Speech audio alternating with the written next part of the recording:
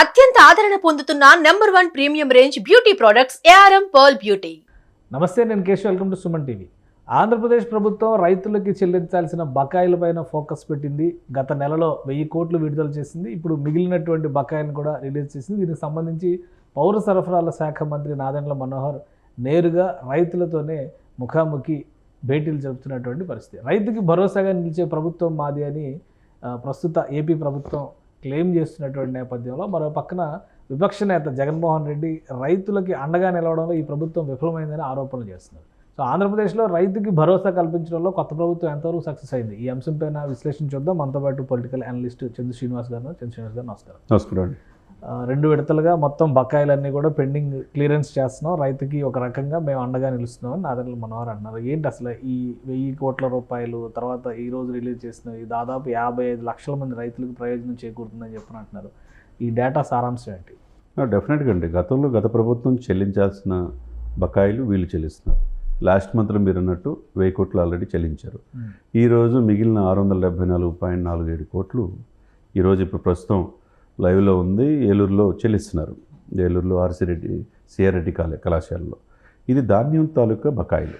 గత ప్రభుత్వం ఎందుకు చెల్లించలేదు అంటే చిత్తశుద్ధి లేక చెల్లించలేదా, డబ్బులు లేక చెల్లించలేదా, లేకపోతే వాళ్ళకి ఇవ్వాల్సిన డబ్బులను వేరే పథకాల్లో మరలించారా, సంక్షేమ మట్టం అనేది అది అర్థం కాని ప్రశ్న. ఇక ఏదైతేనే కానీ రాష్ట్ర ఆహార పౌర సరఫరాల శాఖ మంత్రిగా మనోహర్ గారు మొదటి నుంచి వచ్చినప్పటి నుంచి కూడా జనసేన అనే పాయింట్ ఆఫ్ వ్యూ నుంచి ఆయన వచ్చిన కూటమి మంత్రుల్లో ఆయన ఎక్కడికక్కడ చకచక సర్వేలు, తర్వాత ఎక్కడెక్కడైతే సుడిగాడి పర్యటనలు, తర్వాత పౌర సరఫరాల మాటన చాలా అక్రమంగా 55,000 మెట్రిక్ టన్నులు రాజమండ్రి సరౌండింగ్లో సివిల్ సప్లై, కాకినాడ సరౌండింగ్లో దాదాపు 159 ప్లేసుల్లో స్టాక్ పాయింట్స్లో 155 కోట్లు విలువ చేసేది పట్టుకున్న మాట వాస్తవమే. అది మరి 2 నెలలు అయింది. చాలామంది మేధావులకి ఇంకా చర్యలు తీసుకోలేదేంటి అని చూస్తున్నారు. అదేదో చూస్తున్నారు. మరి విత్ ఎవిడెన్స్తో డాక్యుమెంట్స్ కోర్టుకు సమర్పించి దాని వెనక ఎంత పెద్ద తలకాయలు ఉన్న దూరంపూడి చంద్రశేఖర్ రెడ్డి గారు వాళ్ళ ఫ్యామిలీ మీద ఆరోపణలు వస్తున్నాయి. అది విచారించి ఆధారాలు కనుక దొరికితే డెఫినెట్గా కేసు ఫైల్ చేయాల్సిందే. ఇకపోతే మీరు ఈరోజు చెప్పిన పాయింట్ ఆఫ్ వ్యూలో రైతులు బాగుంటేనే ఆ రాష్ట్రం బాగుంటుంది, సుభిక్షంగా ఉంటుంది. వాళ్ళు పండిన పంటలో వాళ్ళకు కావాల్సిన ధాన్యాలు కొనుగోలు చేసినప్పుడు సకాలంలో చెల్లించాల్సిన అవసరం ఉన్నది. మరి 1674.47 కోట్లు గత ప్రభుత్వం సకాలంలో ఎందుకు చెల్లించలేకపోయింది? వాళ్ళు అప్పు తీసుకొచ్చి మరి పండించినప్పుడు 6 కాలం వెయిట్ చేస్తారు కదా. ఇకపోతే వీళ్ళు వచ్చి రావడంతోనే రైతుల ప్రభుత్వంగా కూటమి 6 సంక్షేమం, 6 గ్యారెంటీలు కావచ్చు, ఏదైతే బేసిక్ నీడ్ ఏదైతే కావాలో ఉద్యోగ భరోసా ఇచ్చారు. అదేవిధంగా మెగా జాబ్ క్యాలెండర్ రిలీజ్ చేస్తున్నారు. మనం డిఎస్సి చూసాం. ఆ తర్వాత అన్న క్యాంటీన్లు చూసాం. తర్వాత మనం చూస్తే ఏదైతే స్కిల్ సెన్సెస్ ఒకటి, ల్యాండ్ టైటిలింగ్ రద్దు చేయటం, ఇవన్నీ కూడా మంచి పరిణామాలే. పెన్షన్ పెంచడం, దాంట్లో భాగంగా 1 by 1 స్టెప్ తీసుకునే క్రమం మనం చూస్తుంటే కేశవ్ గారు ఒక సిస్టమేటిక్గా ఎవరు బేసిక్ నీడు అవసరమో అది పర్ఫెక్ట్గా చేస్తున్నట్టే కనపడుతుంది. ఆ కన్సల్ట్ శాఖలకు ప్రాధాన్యత ఇస్తా ఆ శాఖ మంత్రులు కూడా క్షేత్రస్థాయిలో పర్యటన చేయటం. గతంలో 5 సంవత్సరాల్లో ఏ శాఖలు ఏ మంత్రి చేస్తున్నారో కూడా తెలియని పరిస్థితిలో ఉండేది. ఇప్పుడు ఈ శాఖలు చూస్తుంటే ఇన్ని శాఖలు ఉన్నాయా, ఇన్ని పనులు చేయొచ్చా మంత్రులు అనేది ముందుగా ముఖ్యంగా పవన్ కళ్యాణ్ గారు చూస్తే మనం తెలుసుకోవచ్చు. ఎందుకంటే గ్రామీణాభివృద్ధి శాఖలో ఇంత ఉంటుందా, ఇంటికి ప్రతి ఇంటికి కుళాయి అని చెప్పారు. ఇకపోతే పంచాయతీరాజులు ఇన్ని ఉంటాయా, ఒకప్పుడు 100 రూపాయలు 500 రూపాయలు ఇచ్చే ఇప్పుడు 10,000 రూపాయలు, మేజర్ గ్రామ పంచాయతీకి 25,000 రూపాయలు ఇస్తున్నారు. 100 రూపాయలు అంటే వాళ్ళకి దేశంలో ఆగస్టు 15 జనవరి 26 కాదు కేశవ్ గారు. మనం స్వాతంత్ర సమర యోధులు ఎంతోమంది త్యాగదనులు 23 సంవత్సరాలు ఉరికంబాన్ని ముద్దాడిన భగత్ సింగ్ వారసులు అని చెప్పుకుంటాం మనం. ఆయన దేశం కోసం ఆయన ఎందుకు చనిపోవాలా? సరిహద్దులో దేశం కోసం చనిపోతున్న అనేక మంది వీరులు ఉన్నారు. అనేక మంది అమరవీరుల యొక్క ఇది వల్ల మనం త్యాగాల వల్ల ఇప్పుడు హ్యాపీగా ఉంటున్నాం. మరి అటువంటి ఆగస్టు 15 జనవరి 26 కాకుండా దాన్ని ఎంత హుందాగా చేసుకోవాలా పంచాయతీల్లో, అది కొత్త వరవడికి అంటే ఇట్లా చేయొచ్చు అనేది కూడా చూపిస్తున్నాడు. కానీ ఒకటి అంటే ఇప్పుడు ఇన్ని చేస్తున్నా రైతుకు భరోసా ఇచ్చేటువంటి ప్రభుత్వం అని చెప్తున్నా జగన్మోహన్ రెడ్డి గారు ఒక సుదీర్ఘమైనటువంటి ట్వీట్ చేశారు. చాలా క్లియర్గా ఆయన చేస్తున్నటువంటి విమర్శ ఏంటంటే రైతుకి సంబంధించి పంట బీమా పథకాన్ని ఈ ప్రభుత్వం ఉద్దేశపూరితంగా నిర్వీర్యం చేస్తుంది. దీనివల్ల ఎక్కువ నష్టం జరుగుతుంది. ఈ పాటికే మీరు చెల్లింపులు చేయాలి, ఎందుకు చేయలేదు? 7,800 కోట్లు గతంలో ప్రతి సంవత్సరం మా ప్రభుత్వం చేసింది మీ ప్రభుత్వం చేయడం లేదు అని చెప్పని ఒక బలమైన విమర్శ చేశారు. సో ఎలా చూడాలి దీన్ని? అంటే 7,700 కోట్లు వాళ్ళు చెల్లించారని అనుకుంటే మరి 8 లక్షల కోట్ల అప్పు ఎందుకు ఉంది? 55 బీసీ శాఖలు అన్ని పదవులు ఇచ్చామన్నారు, అన్ని చేస్తున్నారన్నారు. మరి ఒక శాఖ అమ్మఒడి నుంచి డైవర్ట్ చేయడానికి వేరే దాంట్లో ఎస్సీ ఎస్టీ సప్లాన్లో ఎందుకు నిధులు మరల్చారు? అంటే సంక్షేమం మార్చిన వాళ్ళు ఏం చేశారంటే అండి, అభివృద్ధిని మార్చారు. పథకాలు పేర్లు మార్చుకుని అన్ని ముఖ్యమంత్రి గారి పేర్లు పెట్టుకున్నారు. నేను ఏది చేసినా కరెక్ట్ అనే భావంతో వాళ్ళు చేశారు. అంటే ఒక శాఖ నుంచి ఒక శాఖ డైవర్ట్ చేసుకున్నా మనం అడిగేవాళ్ళు లేరనే ఉద్దేశంతో. ఇప్పుడు రైతులకి చిత్తశుద్ధి లేకపోతే 1674.47 కోట్ల రూపాయలు ఎందుకు మీరు చెల్లించలేకపోయారు? చివరి కోట్ల కంటే చాలా తక్కువే కదా. వాళ్ళు ఆరుగారు దాని మీద ఆధారపడి ఉంటారు కదండి, ఆ రైతు ధాన్యం. మరి ఎందుకు ఈ ప్రభుత్వం దాని మీద దృష్టి పెట్టి ఎమ్మటే డబ్బులు ఉన్నా లేకపోయినా ఫస్ట్ తారీఖే పెన్షన్ ఇస్తున్నారు కదా, ఫస్ట్ తారీఖే జీతాలు వస్తున్నాయి కదా. ఇప్పుడు రైతులకు కూడా వాళ్ళకు హ్యాపీగా ఆనందంతో ఉండాలంటే 1000 కోట్లు కేటాయించారు కదా లాస్ట్ మంత్లో.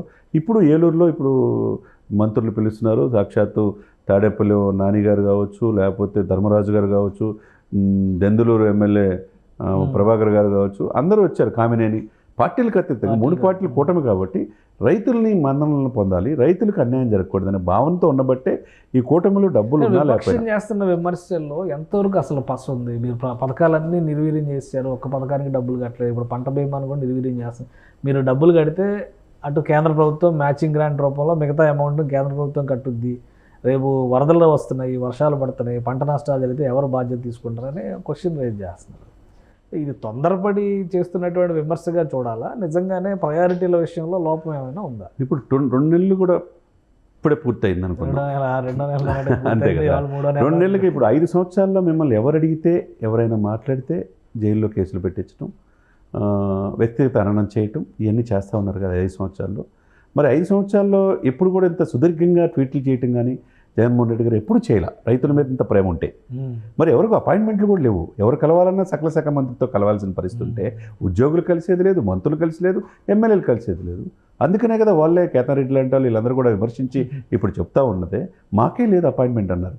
మరి ఈ చిత్తశుద్ధి 5 సంవత్సరాలు ఎందుకు ఇంత సుదీర్ఘమైన లేఖలు ట్వీట్లు గత 5 సంవత్సరాలు ఎందుకు చేయించలేకపోయారు? ఇప్పుడు వీళ్ళు చేస్తుంది మనం కూటమి ప్రభుత్వం ఒక order of priority decide system, ఒక సిస్టమ్ ప్రకారం వెళ్తుంది. కేశవ్ గారు, ఏది ఇంపార్టెంట్ ప్రయారిటీ లిస్ట్ పైప్ లైన్లో పెట్టుకోవాల్సింది. ముందు యువతని ఇచ్చేస్తే ఆ యువత ఫ్యామిలీలు బాగుంటాయి. తర్వాత పెన్షన్లు, దాని మీద ఆధారపడి జీవనోపాధి ఉండే వయోవృద్ధులను చేతనందించాలా. లేకపోతే నెక్స్ట్ స్టెప్ స్కిల్ సెన్సెస్ వాళ్ళకి ఇచ్చేయాలా. తర్వాత ఉద్యోగులకి 1వ తారీఖు జీతాలు ఇవ్వాలి. ఇప్పుడు రైతులు వంతు వచ్చింది, 1000 కోట్లు ఇచ్చారు, హ్యాపీగా ఉన్నారు. ఇప్పుడు మిగతా రిమైనింగ్ మీరు చెప్పినట్టుగా మిగతా 674.47 కోట్లు ఇప్పుడు మార్నింగ్ సెషన్ ఏమో ఏలూరులో జరుగుతుంది సిఆర్రెడ్డి కళాశాలలో, ఈవినింగ్ అమలాపురంలో జరగబోతుంది 4 గంటలకి. ఒక సిస్టమేటిక్ ఇస్తున్నారు కదా, ఈ బకాయిలన్నీ క్లియర్ అయిపోతాయి. ఈ బకాయిలతో దీంతో ధాన్యం కొనుగోలు విషయంలో మొత్తం కంప్లీట్గా ఈ కూటమి, గత ప్రభుత్వం చెల్లించాల్సింది ఈ కూటమి చెల్లిస్తుంది. మనం అప్రిషియేట్ చేయాలి, స్వాగతం పలకాలి. దశల వారీగా ఒక ప్రణాళికను ఏర్పాటు చేసుకుని ప్రయారిటీ లిస్ట్ ప్రకారం సిస్టమేటిక్గా వెళ్తున్నందుకు మనం ఈ కూటమిని అభినందించాలి. కానీ మ్యాచింగ్ గ్రాంట్ల విషయంలో కేంద్ర ప్రభుత్వం సహకరించాలంటే ముందు మీరు కడితేనే సహకరించాలంటే ఒక అండర్స్టాండింగ్ ఉండే అవకాశం ఉందా ఈ ప్రభుత్వం కట్టిన? ఎందుకంటే 2 చోట్ల కూడా ఎన్డీఏ ప్రభుత్వం ఉంది కాబట్టి పరస్పర సహకారం ఉంటుందా? మ్యాచింగ్ గ్రాంట్ 30-40% ఉంటే అవసరమైతే 20% తగ్గిమని చెప్పి అడుగుదామని చెప్పి పవన్ కళ్యాణ్ గారు చెప్తున్నారు. ఎందుకంటే కేంద్రంతో సానుకూల దృక్పథం సానుకూలంగా ఉంది కాబట్టి. ఇప్పుడు Jal Jeevan Mission pulse census మొదలుపెట్టారు. అంటే సిస్టమేటిక్ ఒక స్టెప్ బై స్టెప్ వెళ్తున్నారు. కేంద్రం కూడా వీళ్ళని బట్టి మ్యాచింగ్ గ్రాంట్ తగ్గించుకునే పరిస్థితులు ఉన్నారు. మనం చూసాం పోలవరం కూడా నిధులు ఎప్పుడు లేని విధంగా ఇచ్చారు. 15,000 కోట్లు అమరావతికి ఇచ్చారు. అంత అవసరం కావాలంటే ఏదైనా ఇవ్వడానికి మేము రెడీగా ఉన్నామని ఇన్ని చెప్పిన జగన్మోహన్ రెడ్డి గారు లాస్ట్ టైం జల్ జీవన్ మిషన్కి సంబంధించి కేంద్ర ప్రభుత్వం ఇన్వెస్ట్మెంట్ మేమే పెడతామంటే కూడా 5,000 కోట్ల రూపాయలు కూడా ఖర్చు చేయలేదు. ఇది దేశంలో ఏ రాష్ట్రంతో పోల్చి చూసినా కానీ అతి తక్కువ అని చెప్పని పవన్ కళ్యాణ్ గారు మొన్న స్టేట్మెంట్ ఇచ్చారు. అంటే జల్ జీవన్ మిషన్ అనేది రాష్ట్రానికి అవసరం లేదా? ఎందుకు అవసరం లేదు సార్, ఎందుకు అవసరం లేదు? మరి ఇప్పుడు ఈ కూటమి ప్రతి ఇంటికి కుళాయిలు అంటుంది, మంచినీరు అంటుంది. మరి గత ప్రభుత్వంలో ఎందుకు మీరు చేయలేకపోయారు? ఇంత గోదావరి ఉంది, కృష్ణానది ఉంది, చుట్టుపక్కల అన్నీ ఉన్నాయి, సస్యశ్యామలంగా సముద్ర తీర ప్రాంతం ఉంది. మరి ఎందుకు జలజీవన మిషన్ కేంద్రంతో సఖ్యతగా ఉండి 22 మంది ఎంపీలు ఉండి రాజ్యసభలో 30 మంది దాకా ఉండి మీరు ఎందుకు మరి అది పూర్తి చేయలేకపోయారు?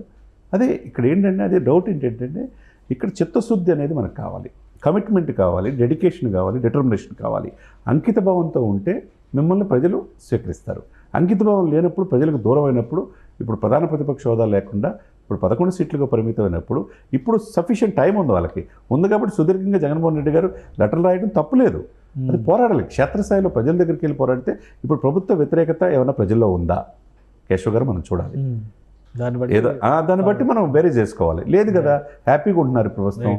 2 మాసాలు కూడా ఇప్పుడే పూర్తయింది. 2 నెలలే కంప్లీట్ అయింది. 2 నెలలే కంప్లీట్. రైట్, థ్యాంక్ యూ చంద్ర శ్రీనివాస్ గారు. ఇది ప్రాధాన్యాల విషయంలో ఒక క్రమ పద్ధతిని కూటమి ప్రభుత్వం అనుసరిస్తుంది. దాని ప్రకారమే తాను అనుకున్నటువంటి పథకాలని ముందుగా అమలు చేసుకునేటువంటి ప్రయత్నం చేయడం, పెండింగ్ క్లియరెన్స్ విషయంలో కూడా ఒక ప్రణాళికాబద్ధమైనటువంటి జాగ్రత్తతో ముందుకు వెళ్తుంది. కేంద్ర ప్రభుత్వంతో సఖ్యతతో ఉన్నటువంటి నేపథ్యంలో జల్ జీవన్ మిషన్ లాంటివి రైతాంగానికి సంబంధించినటువంటి సమస్యల పరిష్కారం అనేది ప్రాథమిక ఎజెండాగా కూటమి ప్రభుత్వం పెట్టుకుంది. కాబట్టి విమర్శలు కేవలం రాజకీయ విమర్శలుగానే కనిపిస్తున్నాయి అనేటువంటి మాట చంద్ర శ్రీనివాస్ గారు చెప్తున్నారు. ఇది special discussion. Keep watching. Suman టీవీలో మీ పర్సనల్ అండ్ బిజినెస్ ప్రమోషన్స్ కోసం కింది నెంబర్కి కాంటాక్ట్ చేయండి.